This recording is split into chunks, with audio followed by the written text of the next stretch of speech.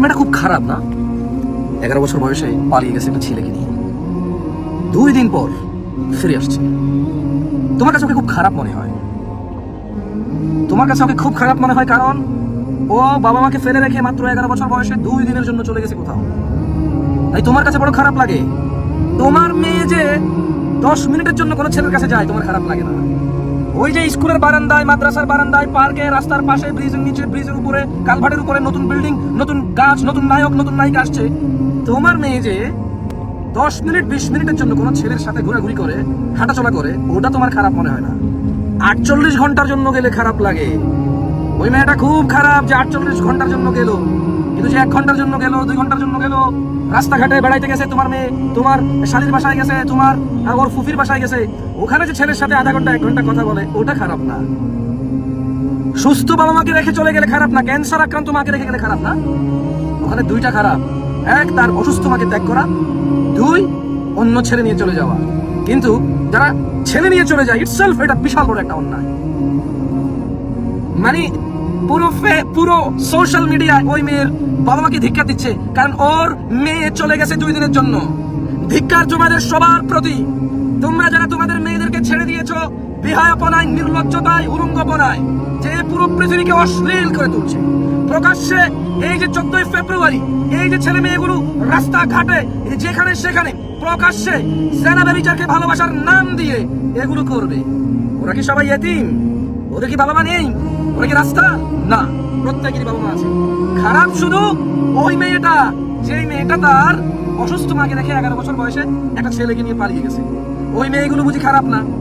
যে মেয়েগুলো সুস্থ বাবা মাকে রেখে আধা ঘন্টা 1 ঘন্টার জন্য মোবাইলে কথা বলে, অডিও কলে, ভিডিও কলে, অথবা ছাদের উপরে গিয়ে দেখা করে, সিঁড়ির নিচে দেখা করে, ঘরের সামনে দেখা করে, পার্কে দেখা করে, ক্যাফে দেখা করে, রেস্টুরেন্টে দেখা করে, ওরা বুঝি খারাপ না? ওরা বুঝি খারাপ না? খারাপ বুঝি ওই একটা মেয়ে? কি কি যুক্তি এগুলা? মানে অন্যায় 48 ঘন্টা করলে অন্যায় হয়? আরে 48 সেকেন্ড যে অন্যায়, 48 ঘন্টা একই অন্যায়। এই মেয়ের বাবা মাকে এত ধিক্কার দেওয়ার কি আছে? তোমার মেয়ে টিকটক দেখে না?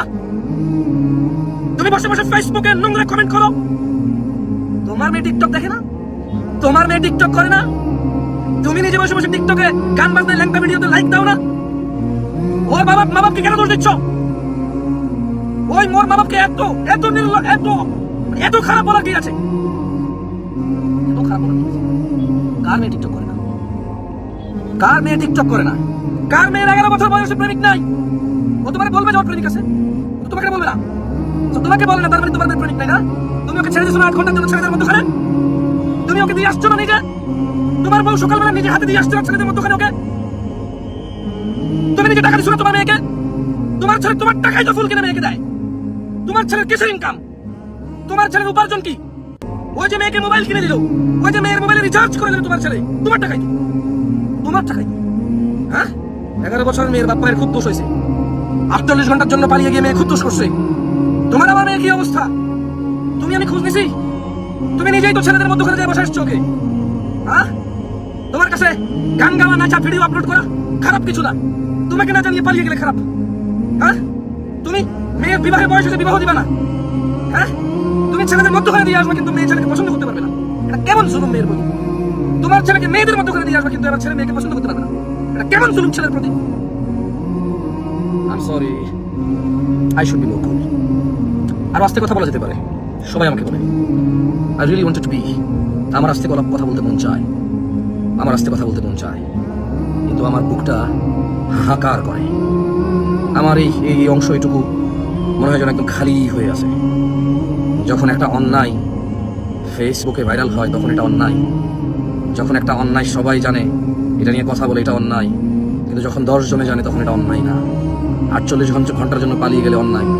আর এই যে রাস্তাঘাটে বের হইতে পারি না, এই রাস্তাঘাটে বের হয়ে যায়, ডানে তাকালে ক্যাফে শপের সামনে, পেট্রোল পাম্পের দোকানের সামনে, ফুল বাগানের সামনে, নার্সারির সামনে, ওই একটা ব্রিজ হয়েছে ব্রিজের সামনে, একটা পুল হয়েছে পুলের সামনে, ওই একটা নতুন বিল্ডিং হয়েছে সুন্দর বিল্ডিং এর সামনে যাওয়া যায় না। আমাদের ছেলেমেয়েরা হাত ধরে হাঁটাহাঁটি করে, ওগুলো অন্যায় না? এই মেয়ে বাড়তি কোনো অন্যায় করেনি, এই মেয়ে বাড়তি কোনো অন্যায় করেনি।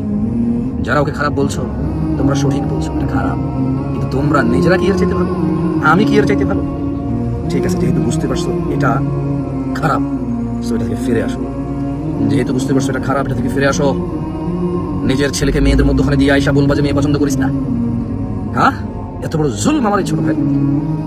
নিজের ছেলেকে মেয়েদের মধ্যখানে দিয়ে আইসা বলবা যা পড়ালেখা কর, মানুষ হও।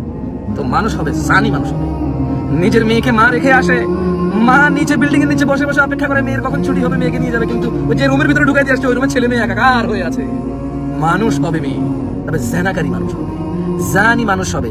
আরে তোমার তো নিজেরই লজ্জা নাই, নিজেই সারাদিন দেবরদের সাথে কথা বলো, নিজেই তোমার স্বামীর বন্ধুদের সাথে সারাদিন কথা বলো, ওদের সামনে এসে ড্যাং ড্যাং ঘোরো, তোমার মেয়ে এটা করলে তোমার কাছে অন্যায় কেন মনে হবে ভাই? I don't know, I am sorry. বাচ্চাগুলোকে কোথায় নিয়ে যাবেন? বাচ্চাগুলোর সুখ শান্তির জন্য এত কিছু করতেছেন, রাখবেন কোথায়? আপনি নিজে যদি এত অশ্লীল হন, 2025-কে যদি আপনি অশ্লীলতায় পরিণত করেন, 2035-এ আপনার মেয়ে বাচ্চাটাকে কোথায়, কোন সমাজে রাখবেন? এই সমাজের নিকৃষ্টতায়, বর্বরতায়, বন্যতায়, অসভ্যতায়, অশ্লীলতায় আপনার যদি এত বড় ভূমিকা থাকে, আপনার বাচ্চার যে এত ভবিষ্যৎ চিন্তা করছেন, ওকে রেখে যাবেন কোথায়? আপনি তো মরে চলে যাবেন। এই নোংরা একটা সমাজে আপনার নাতনিটা নষ্ট হয়ে যাবে 10 বছর বয়সে। এই অশ্লীল একটা সমাজে আপনার নাতনি নষ্ট হবে 11 বছর বয়সে। আর ওর 20 বছর আগে এই নোংরা পরিবেশে আপনি ওকে রেখেছেন। আপনি 2025-এ এসে আপনি এত বেহায়া, 2040-এ ও করবে কি? ও ভালো কোথায় খুঁজে পাবে?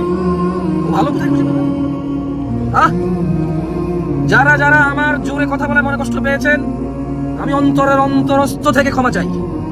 আমি আপনাকে বলিই নাই, আমি বলেছি আমার ভাইদের।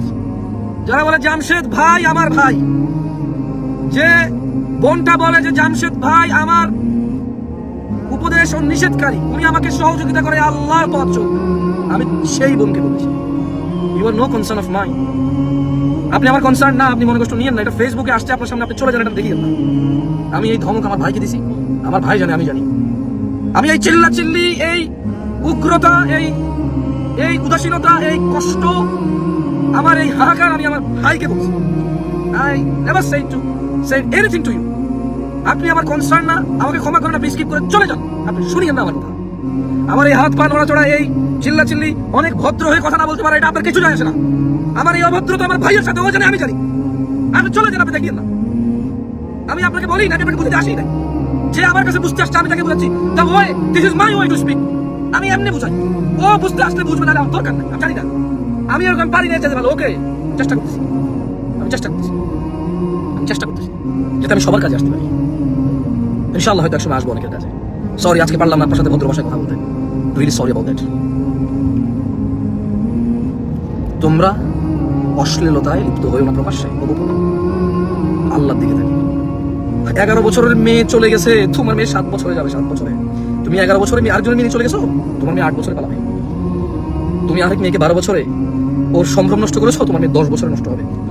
কারণ তুমি এই পরিবেশ তুমি তৈরি করে দিয়ে যাচ্ছ, এই পরিবেশের জন্য তুমি দায়ী। ওই যে মহিলা বলছে তোমার এখন বিয়ের বয়স হয় নাই, তুমি প্রেম করো, লাইলি মজনু প্রেম করেছে না, ও প্রকাশ্যে বলছে, ভিডিও আসতেছে এরকম দেখলাম। মেয়ে বলছে যে প্লিজ আমার বিয়ের দাওয়াত খেয়ে যান, আমার বিয়েটা ভাঙিয়ে না, আমি বিয়েতে রাজি। ও বলছে যে তোমার এখনো বিয়ের বয়স হয়নি, তুমি প্রেম করবা, লাইলি মজনু প্রেম করেছে না, তুমি চুটিয়ে প্রেম করো, তোমার বিয়ের বয়স হয়নি। এইটা ভিডিও করছে, আপলোড করছে, সবাই দাঁড়িয়ে দাঁড়িয়ে শুনছে। মেয়ে বলছে আমার বিয়ে ভাঙিয়ে না, আমার বিয়েতে রাজি। বলছে লাইলি মজনু প্রেম করেছে না, তুমি করো প্রেম। কেমন কথা? ছি ছি ছি ছি ছি ছি ছি। ওই পুরো গ্রামে কি কোনো মানুষ ছিল না যে বলবে আইন সংশোধন করেন? আপনি তো আল্লাহ না, আপনি তো জান্নাতের মালিক, জাহান্নামের মালিক না যে আপনি বললে আমি মানতে হবে। ওকে আপনি তো আইন আমার জন্য বানাইছেন, আমার জন্য, আমার কাজে আসতেছে না। ইটস ব্রেক মি, এটা আমাকে অশ্লীল করে তুলছে, এটা আমার কোনো কাজে আসতেছে না। আপনার আইনে আমার মেয়েকে আমি বিয়ে করতেছি না, আপনার আইনে আমি আমার ছেলেকে বিয়ে করতে পারতেছি না, আপনার আইনের কারণে আমার মেয়ে জিনাকারী হচ্ছে, ওর পেটে 10 সন্তান আসতেছে, ওর সতীত্ব নষ্ট হচ্ছে, আমি আরেকটাকে ওকে বিয়ে দিচ্ছি। ওর জামাই বলতেছে তুমি তো আগে উল্টাপাল্টা কাজ করছো, বিয়ের পর আমি বুঝতে পারছি। মেয়ে বলছে না আমি কোনো উল্টাপাল্টা কাজ করি নাই। ছেলে বলছে যে না, তাইলে পুরুষরা বুঝতে পারে কোনো মেয়ে যদি আগে জানা করে। ছেলে বলছে আমি রাইট রং বলতেছি না, আমি ছেলের কথা রাইট রং বলতেছি না, বাট ছেলে দাবি করছে এখন মেয়ে ছেলের সামনে ছেলের নজরে পড়ে গেছে। এই মেয়ে তো জানে সে কি করছে, এই ছেলে দাবি করে বলতেছে তুমি বিয়ের আগে উল্টাপাল্টা কাজ করছো। এই প্রথম রাত থেকে শুরু হলো বউ জামাইয়ের ঝগড়া। শুধু আপনি ওই মেয়েকে বললেন যে লাইলি মজনু প্রেম করেছে, যাও তুমিও প্রেম করো, বিয়ে করিও না, চুটিয়ে প্রেম করো। কেমন কথা? কথাই বলতে মন চাচ্ছে না। আসসালামু আলাইকুম। সব খালি শুনবে, ফেসবুকে বসে বসে শুনবে, আবার শুয়ে যাবে কম্বল মুড়ে দিয়ে। এটা ফেসবুকের কথা, জেনা করিও না, এটা ফেসবুকের কথা। ঠিক এই ছেলেগুলো সারাদিন ওয়াজ মাহফিল শুনে ফেসবুকে আর কমেন্ট করে, কারো পক্ষে কারো বিপক্ষে, কিন্তু কেউ তেমন এটা মানে মানতে হবে সিদ্ধান্তে আসতেছে না।